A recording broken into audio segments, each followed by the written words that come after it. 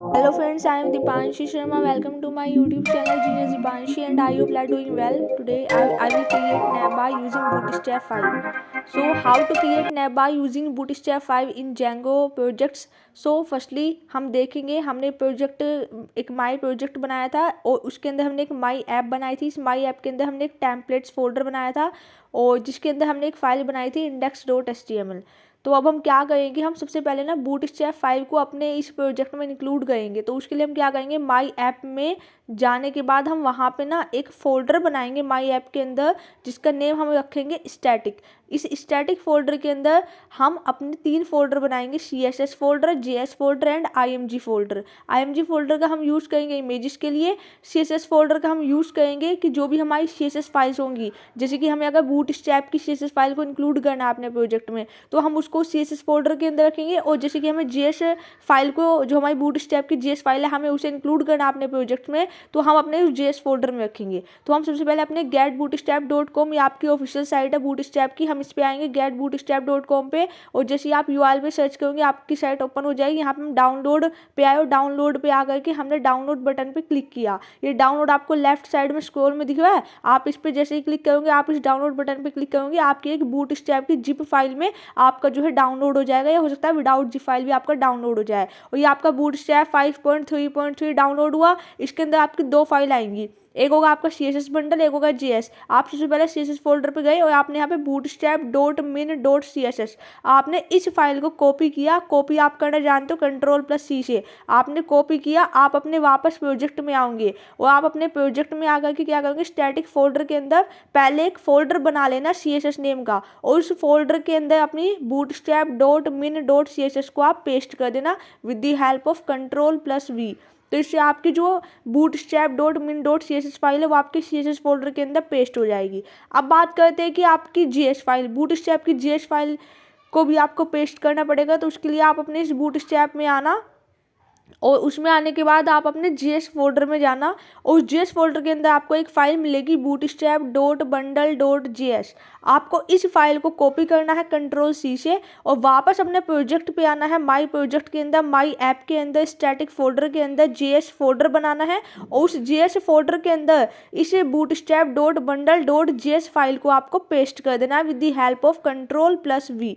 तो इस तरीके से आपके इस स्टैटिक फोल्डर के अंदर 3 फोल्डर बने, सबसे पहले CSS folder, JS folder and IMG folder. तो आपने अपने जब तीनों फोल्डर बना लिए अपने स्टैटिक फोल्डर के अंदर, तो अब आप सबसे पहले CSS फोल्डर के अंदर आपको एक फाइल चाहिए bootstrap.min.js। CSS फाइल का जो एक्सटेंशन होता है वो .css होता है, तो आपको फाइल चाहिए bootstrap.min.css। तो आपने यहाँ पे Ctrl+C और से कॉपी करके Ctrl+V से पेस्ट कर लिया। अब उसी तरीके से आप अपने JS फाइल से bootstrap.bundle.js को कॉपी किया और अपने प्रोजेक्ट में आए और स्टैटिक फोल्डर के अंदर, JS फोल्डर के अंदर आपने पेस्ट कर दिया अपनी इस फाइल को bootstrap.bundle.js। तो अब आपका क्या होगा, आपके स्टैटिक फोल्डर के अंदर जो आपकी CSS फोल्डर है उसमें आपकी bootstrap.min.css फाइल आ जाएगी और आपके JS फोल्डर के अंदर आपकी bootstrap.bundle.js फाइल आ गई। अब आपको IMG फोल्डर मैंने अभी के लिए बना के छोड़ दिया, अभी मैंने इसमें इमेजेस का यूज़ नहीं किया, लेकिन हम आने वाले टाइम में इसमें इमेजेस कुछ डाल के इसका यूज़ करेंगे, ठीक है। तो आपका स्टैटिक फोल्डर रेडी हो गया। अब मैं चाहती हूँ कि ये जो स्टैटिक फोल्डर के अंदर मैंने यहाँ पे जो अपनी बूटस्ट्रैप की जो दोनों फाइल्स है CSS और JS, अब मैं उसको अपने ना index.html फाइल के अंदर इंक्लूड करना चाहती हूँ। तो उसके लिए आप सबसे पहले क्या करोगे, ये जो आपका HTML lang = en आपने लिखा है, इसके जस्ट नीचे आप एक एक्सप्रेशन बनाओगे with the help of curly braces और यहाँ पे आप परसेंटेज सिंबल का यूज़ करके यहाँ पे लिखोगे लोड स्टैटिक। इसका मीनिंग क्या होता है कि जो आपका स्टैटिक फोल्डर है वो आपका यहाँ पे लोड हो जाएगा। अब आप स्टैटिक फोल्डर की जो ये दोनों फाइल है ना, CSS और JS बूटस्ट्रैप के, आप उनको यहाँ पे लिंक कराओगे with the help of link का यूज़ करके आप यहाँ पे सबसे पहले अपनी CSS फाइल को लिंक कराना चाहते हो। वापस href में आप अपना एक एक्सप्रेशन बनाओगे। एक्सप्रेशन कैसे बनाते हैं, कर्ली ब्रेसेस में ओपनिंग एंड क्लोजिंग परसेंटेज का सिंबल लगाते हैं और आप यहाँ पे लिखोगे स्टैटिक स्पेस, क्योंकि आपका स्टैटिक फोल्डर है, और यहाँ पे सिंगल कोट्स में अपना पाथ दे दोगे।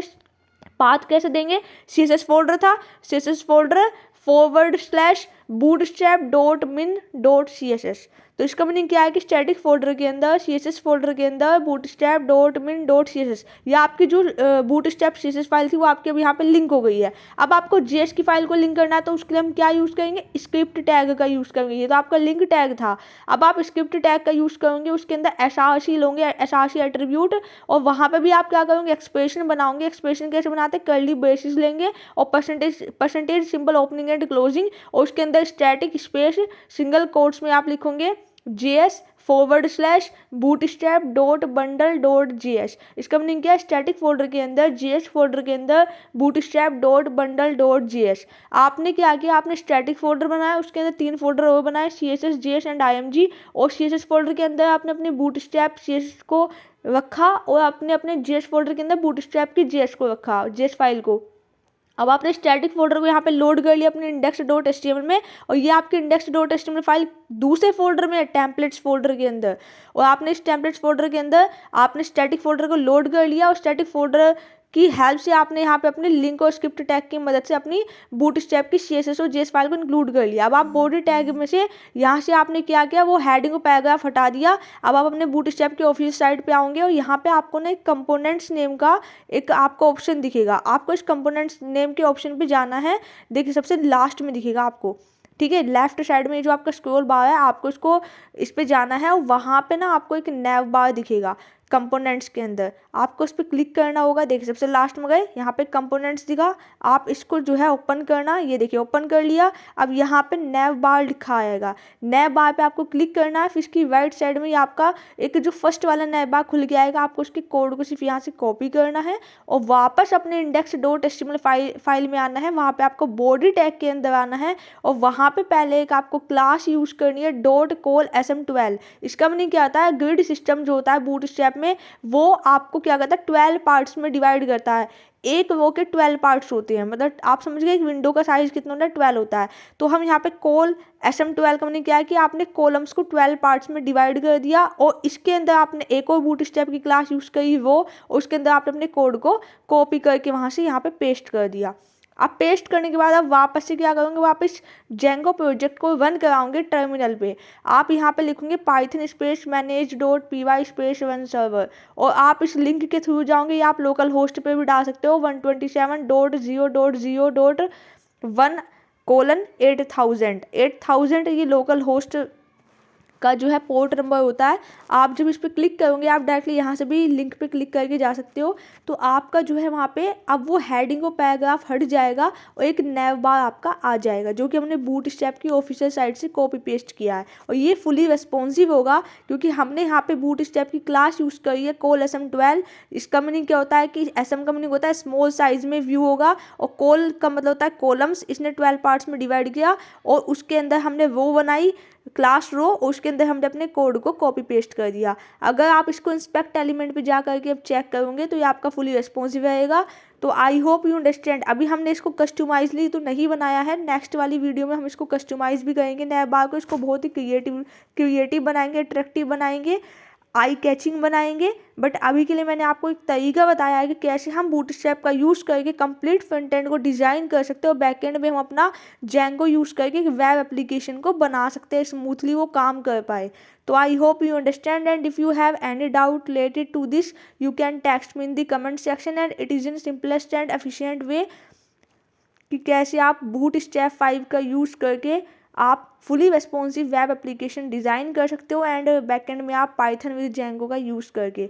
सो if you have any concern related to any other things in the technology like Python, Java, C programming, so you can ask me any time. I am available to you. Have a great day and good things takes time. Like, share and subscribe our channel Genius Dipanshi, and thank you for watching. Have a good Sunday and enjoy your life with lots of fun. I know